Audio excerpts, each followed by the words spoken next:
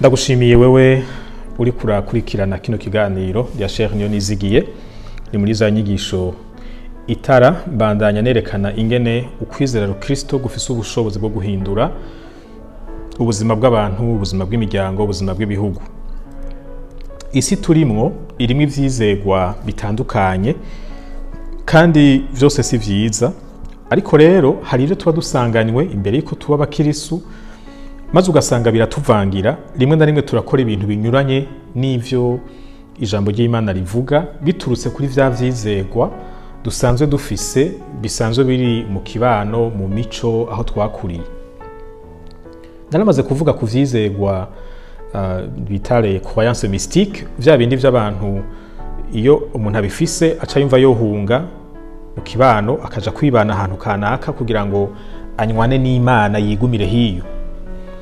Narerekanye ingene bishobora kutuvangira, ugasanga mu buzima bwacu nk'abakristo tumeze nk'abantu menga bagomba guhunga isi, ukamenga twokuyamira mu rusengero, ukamenga kuja mu bikorwa vya misi yose ni ngorane, ukamenga sitwe tuzobona harageze ko tuja gusenga, nk'uko umenga Imana yacu ni Imana iba mu rusengero gusa, si Imana ijana natwe hariya ku isoko, hariya mu biro, hariya dukorera akazi kacu ka misi yose. Ubu rero ngiye kuvuga ku vyizerwa bifatiye ku mizimu n'ibinyamwonga, ivyo bita les croyances animistes, ari navyo vyari bisanzwe vyiganje cyane muri Afrika imbere y'umuzo w'abavuga butumwa b'abanyamahanga, kandi washaka gushikana ubu muri Afrika hariho abantu benshi bakivyizera. Mbega ibi vyizerwa birangwa n'iki?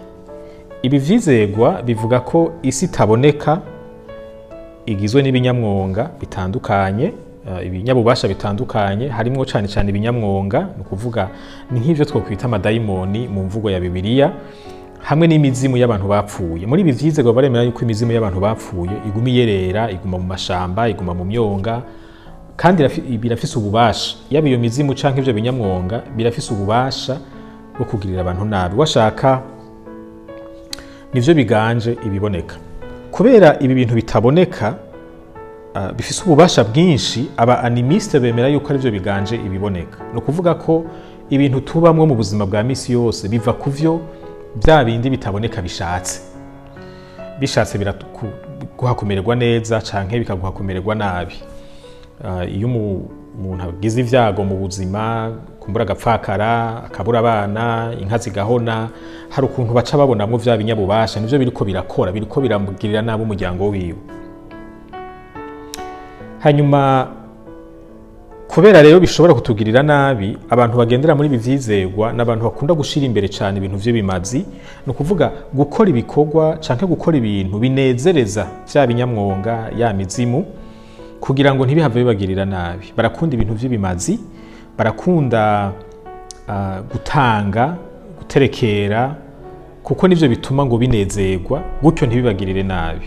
Bimeze nk'ibintu vyo kubiha igiturire, kubihoyahoya, guhongera kugira ngo ntibibagirire nabi.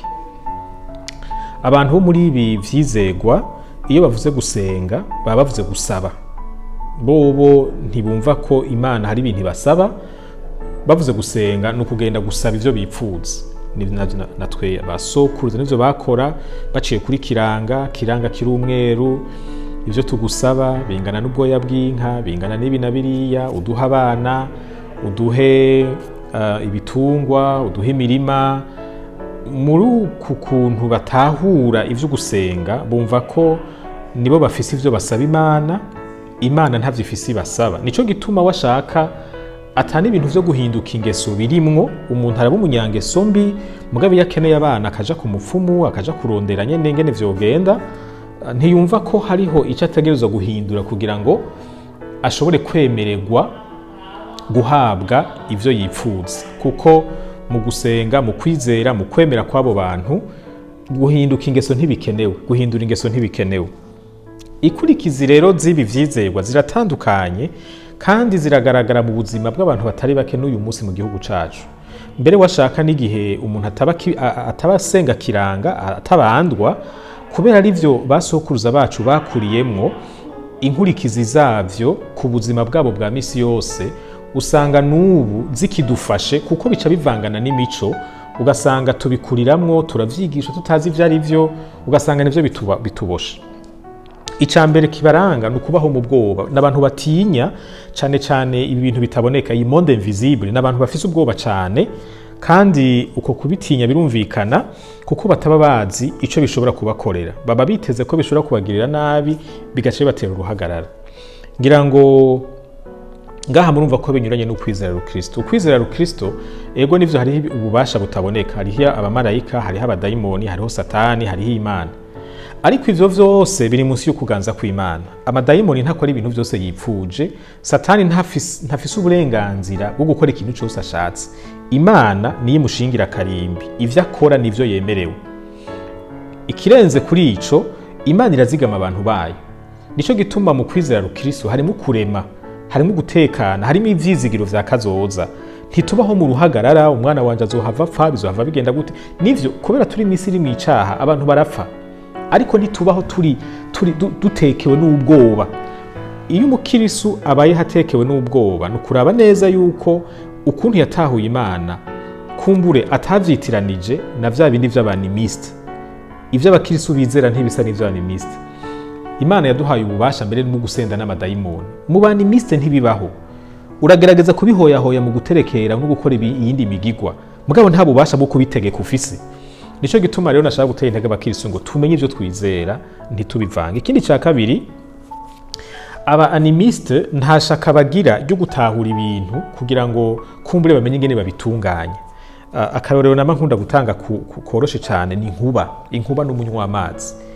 Inkuba ni fenomene, ni ibintu biba mu vyaremwe, aho bivanye n'ingene mu kirere hapanze hashobora kuba umuyaga nkuba mu kanya gato, mbere bikanaravya bikaboneka cyane.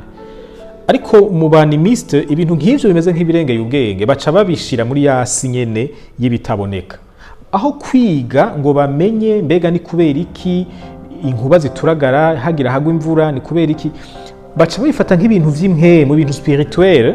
Ntibagira ishaka ryo kwiga ngo basorongore batahure ibintu, kuko ugiye kubisorongora uba winjiye muri yasi ya vya bintu bituganje, bishobora ahubwo kugirira nabi kurusha.